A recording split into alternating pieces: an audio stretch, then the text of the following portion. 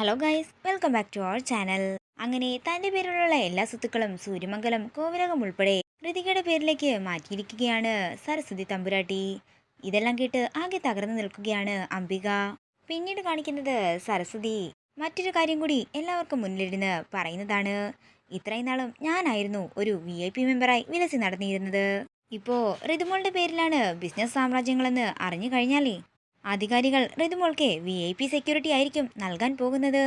ഇത് കേട്ട് കുഴഞ്ഞു താഴേക്ക് വീഴുകയാണ് അംബിക.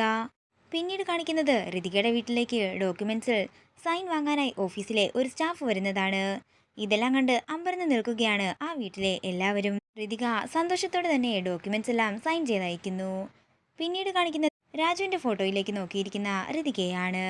ഞാനേ ഇപ്പോൾ ഒരു മില്യണയറാണ്. കോടിക്കണക്കിന് സ്വത്തിന്റെ ഉടമയാണ് ഞാനിപ്പോ. ഞാൻ എന്ത് ബർത്ത്ഡേ ഗിഫ്റ്റാ രാജുവിന് തരേണ്ടതെന്ന് ഫോട്ടോയിൽ നോക്കി ചോദിക്കുകയാണ് ഋതിക.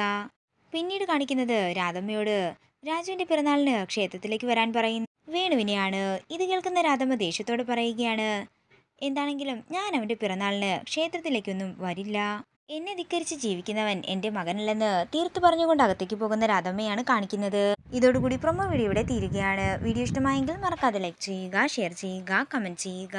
കൂടുതൽ സീരിയൽ അപ്ഡേറ്റ്സിനായി മറക്കാതെ സബ്സ്ക്രൈബ് ചെയ്യുക.